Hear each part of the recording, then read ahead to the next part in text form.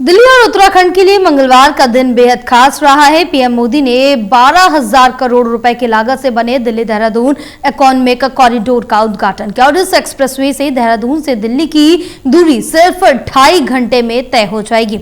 और इस मौके पर दिल्ली की मुख्यमंत्री रेखा गुप्ता ने इसे ऐतिहासिक बताते हुए केंद्र सरकार की बड़ी उपलब्धि करार दिया। देखें रिपोर्ट।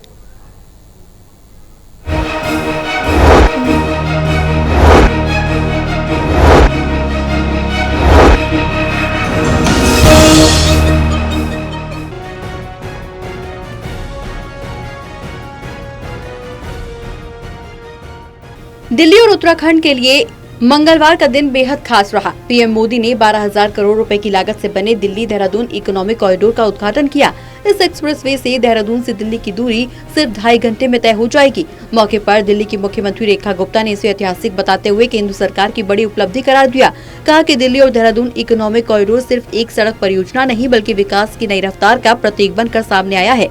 करीब 213 किलोमीटर लंबे एक्सेस कंट्रोल्ड कॉरिडोर से जहां दिल्ली और देहरादून के बीच यात्रा का समय घटेगा, वहीं व्यापार, पर्यटन और कनेक्टिविटी को भी बड़ा बढ़ावा मिलेगा। साथ ही दिल्ली में केंद्र सरकार के जरिए करीब 1,25,000 करोड़ रुपए के विकास कार्यों का जिक्र करते हुए सीएम ने कहा कि राजधानी में इंफ्रास्ट्रक्चर का नया दौर शुरू हो चुका है।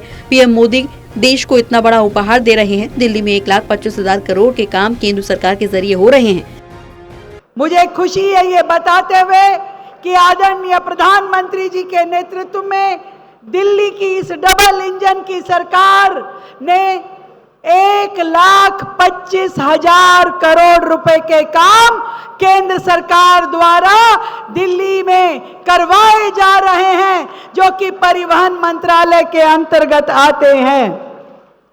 जब 12,000 करोड़ की लागत से हमें एक ऐसा एक्सप्रेसवे मिला जिसमें 6.5 घंटे की दूरी मात्र 2 से 2.5 घंटे के बीच में तय हो सकती है, यह दिल्ली और देहरादून के बीच की उस दूरी को कम नहीं कर रहा साथियों।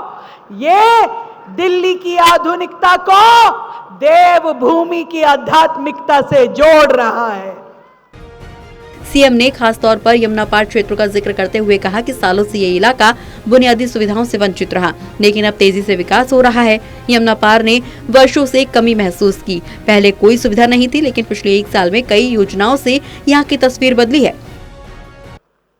साथियों, यमुना पार वर्षों से एक ऐसी कमी महसूस कर रहा था जिसके कारण से जब सरकार अनदेखी कर रही थी यमुना पार की, तो यहाँ पर ना सड़कें, ना ड्रेनेज, ना कोई अच्छे स्कूल, ना यहाँ स्वास्थ्य की वो सुविधाएं, लगातार यमुना पार का ये हिस्सा बहुत ही ज़्यादा पिछड़ा हुआ महसूस कर रहा था।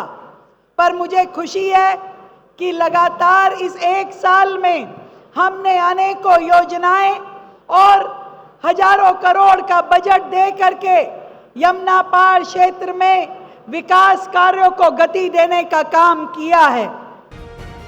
वहीं सीएम ने विपक्ष पर भी निशाना साधा। पूर्व मुख्यमंत्री अरविंद केजरीवाल पर तीखा हमला बोला। कहा कि अब दिल्ली में असली विकास की शुरुआत हुई है। दिल्ली के पूर्व सीएम अब अदालतों में सफाई दे रहे हैं। जिन्होंने कभी लोकतंत्र में विश्वास नहीं रखा, आज वही न्यायपालिका पर सवाल उठा रहे हैं। मैं देख रही थी आजकल दिल्ली के पूर्व मुख्यमंत्री केजरीवाल साहब वकील हो गए हैं, अदालत में जाकर के अपनी सफाई पेश करते हैं।